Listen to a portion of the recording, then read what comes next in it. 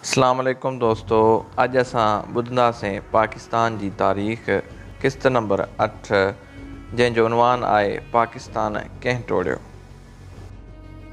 General Yahya Khan मार्च 1969 ईस्वी में सदर अयूब ख़ान खे इस्तीफ़ा ॾियण ते मजबूर कयो ऐं चीफ मार्शल एडमिनिस्ट्रेटर थी वियो। हाणे जनरल यहिया ख़ान हिक ई वक़्त में पाकिस्तान जो सदर, चीफ ऑफ आर्मी स्टाफ ऐं चीफ मार्शल एडमिनिस्ट्रेटर थी वियो।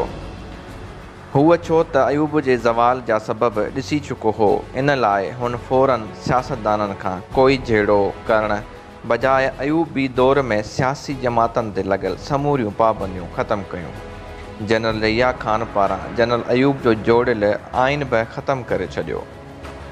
1970 ईस्वीअ में सदारती चूंडूं करायूं। ही पाकिस्तान जी तारीख़ में पहिरियों आम चूंडूं हुयूं जंहिं में हिकु माण्हू हिकु वोट जो असूल इस्तेमालु थियो।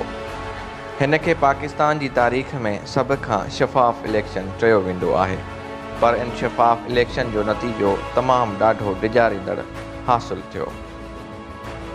चूंडनि में बंगाल जे शेख मुजीबुर रहमान ओभर पाकिस्तान में क्लीन स्वीप कयो ऐं 160 सीटूं खटे वरितियूं, पर उन जी जमात ओलह पाकिस्तान में हिकु बि सीट हासिलु करे न सघी। हुन पासे ज़ुल्फ़िकार अली भुट्टो ओलह पाकिस्तान में 81 सीटूं हासिलु कयूं, पर ओभर पाकिस्तान में हू हिकु बि सीट हासिलु करे न सघियो। पाकिस्तान वाज़े तौर ते ॿिनि हिसनि में तक़सीम थी चुको हो। पूरो ओभर पाकिस्तान शेख मुजीबुर रहमान सां गॾु बीठो हो ऐं शेख मुजीबुर रहमान आइनी लिहाज़ सां पाकिस्तान जो हुकुमरान हो।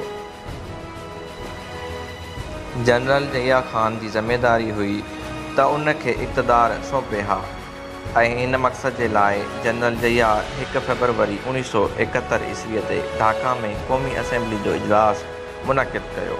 हीउ हिकु तारीख़ी मौक़ो हो त पाकिस्तान खे ओभर पाकिस्तान मां मुंतख़िब क़यादत मिली रही हुई, पर हिन तारीख़ी मौक़े ते भुट्टो पारां क़ौमी असेंबली जे हिन इजलास में शिरकत खां इनकार करे छॾियो।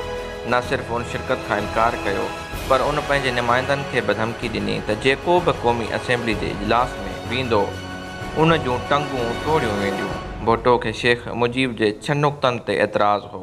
भुट्टो सम्झंदो हो त शेख मुजीब जा 6 नुक़्ता पाकिस्तान सां अलहदगी जा नुक़्ता आहिनि, पर माहिरीन चवंदा आहिनि त शेख मुजीब ते एतिराज़ बावजूद बि भुट्टो खे इजलास में ज़रूरु शरीक थियणु घुरिजे हा। भुट्टो पारां जनरल यहिया ते इजलास मुलतवी करण जो दबाउ विधो वियो ऐं यहिया हिन इजलास खे मुलतवी करे छॾियो।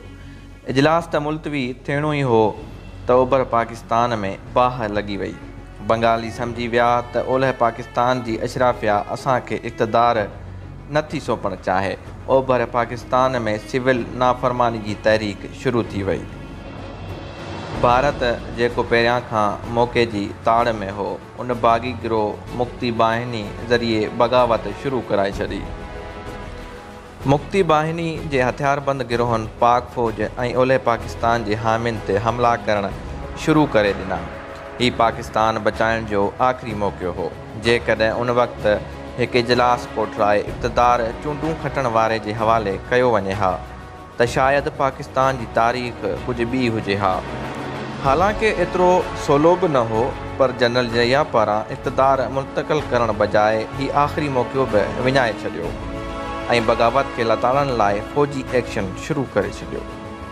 हीउ हिकु तारीख़ी हक़ीक़त आहे त फ़ौजी एक्शन खे भुट्टो समेत तमामु सियासी जमात पारां हिमायत हासिलु हुई।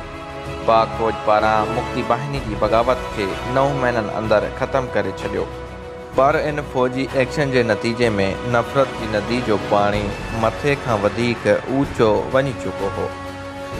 ॿिए तरफ़ मौक़े जी ताड़ में वेठल भारत पंहिंजी साज़िश खे नाकाम थींदे ॾिठो त इंटरनेशनल बॉर्डर खे क्रॉस करे ओभर पाकिस्तान ते हमिलो करे छॾियो। पाक फ़ौज चइनी तरफ़ खां घेरे में अची वई। जियोग्राफिया असांजे ख़िलाफ़ु हो। पाक फ़ौज मर्कज़ खां 1000 माइल परे हुई ऐं चइनी पासे खां दुश्मन सप्लाई लाइन ते घेरो विझी वेठो हो। जेतोणीकि हिते सूरताल ही हुई त पाक फ़ौज जी सप्लाई लाइन कटिजी चुकी हुई ऐं ओभर पाकिस्तान जी सरज़मीन बेगानी थी चुकी हुई। शिकस्त दीवार ते लिखियलु हुई ऐं हीअ हिकु हारायल जंग हुई जंहिंखे हवा त ॾेई सघिजे पई पर खटणु नामुमकिन हो। ऐं थियो बि ईअं, पाकिस्तान खे पंहिंजी तारीख़ में सभ खां शर्मनाक शिकस्त खे मुंहुं ॾियणो पियो ऐं 90,000 पाकिस्तानी फ़ौजी भारत जा क़ैदी बणिया। मुल्क टुटी चुको हो। पाकिस्तान ओभर ऐं ओलह जी जाइ ते सिर्फ़ु पाकिस्तान ई रहिजी चुको हो। ॾिठो वञे त मुल्क टोड़ण जो ज़िम्मेवार कोई हिकु शख़्स नथो थी सघे। हिन जे पोयां सैकड़ो अवामिल हूंदा आहिनि, पर जेकॾहिं ही ॾिसणो हुजे त आख़िरी वक़्त में उहो कहिड़ो शख़्स हो जेको पाकिस्तान खे बचाए सघे पियो पर उन न बचायो, त उन जो नालो हो जनरल ज़रिया ख़ान। जनरल ज़रिया उन लाइ त बतौर सदर ऐं चीफ मार्शल एडमिनिस्ट्रेटर जी ही ज़िम्मेवारी हुई इक़्तिदार सभ खां वधीक वोट हासिलु करण वारे खे ईमानदारी सां मुंतक़िल करे हा, पर उन ईअं न कयो। पर इन जो मतिलबु हरगिज़ नाहे त पाकिस्तान टोड़ण जो अकेलो ज़िम्मेवार जनरल ज़रिया हो। उर्दू में चवंदा आहिनि त क्योंकि वक़्त करता है परवरिश बरसों से, हादसा एकदम नहीं होता।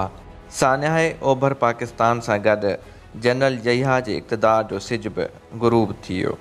जनरल ज़रिया पारां ज़ुल्फ़िकार अली भुट्टो खे हिकु काग़ज़ में तहरीर ज़रिए इक़्तिदार मुंतक़िल करे छॾियो।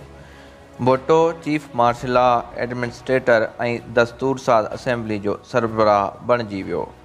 पाण इक़्तिदार संभालियो ऐं जनरल ज़रिया खे नज़रबंद करे छॾियो। बक़ाया ज़िंदगी में जनरल ज़रिया नज़रबंद ई रहियो। भुट्टो जी फाई खां 1 साल बाद सकूत ढाका जो ही अहम तरीन किरदारु फ़ौत थी वियो।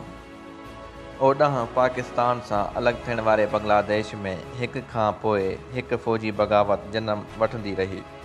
अलहदगी जे 4 साल खां पोइ ढाका में शेख मुजीबुर रहमान खे नौजवान फ़ौजी अफ़सरनि पारां उन जे पंहिंजे घर में घिड़ी क़तल करे छॾियो। हिन रीति 10 साल अंदरि सकूत ढाका जे टिन्ही अहम किरदार शेख मुजीबुर रहमान 1975, भुट्टो 1979 ऐं जनरल ज़रिया 1980 मौत जी वादी में वञी सुम्ही रहिया। पाकिस्तान में सान्हे जी वजह ॼाणण लाइ कमीशन ठाहियो वियो। हिन कमीशन जे सरबराह बंगाल सां तालुक़ रखंदड़ चीफ जस्टिस हमूद रहमान हुआ। हिन कमीशन सकूत ढाका ते तफ़सीली रिपोर्ट तयारु कई। हिन रिपोर्ट में ज़िम्मेवारनि खे परखियो वियो ऐं सकूत ढाका जा अवामिल बि लिखिया विया। ही रिपोर्ट भुट्टो जे दौर में मुकमल थी वई हुई, पर कुझु मसइलनि जे पेश नज़र उन्हनि हिन खे शाया न कयो। उहो ॾींहुं ऐं अॼु जो ॾींहुं रिपोर्ट कंहिं साम्हूं न अची सघी। हिन जा कुझु हिसा भारत में त छपिया, पर पाकिस्तान में हिननि खे कॾहिं पब्लिश थियणु न ॾिनो वियो। पाकिस्तान जी कहाणी जारी आहे। ज़ुल्फ़िकार अली भुट्टो पारां भारत ते कहिड़ो दॿाउ विधो हो जंहिं ते इंडिया 90,000 फ़ौजी आज़ादु करण ते मजबूर थी वियो। जनरल ज़ियाउल हक़ कीअं हिकु ॿियो मार्शल लॻाइण में कामयाबु थियो, हीअ ॼाणण लाइ ईंदड़ क़िस्त ॾिसंदा ऐं अणॿुधल कहाणियूं चैनल खे सब्सक्राइब कंदा। तंहिं वक़्त जे लाइ अल्लाह हाफ़िज़। सिंध सलामत, साथ सलामत।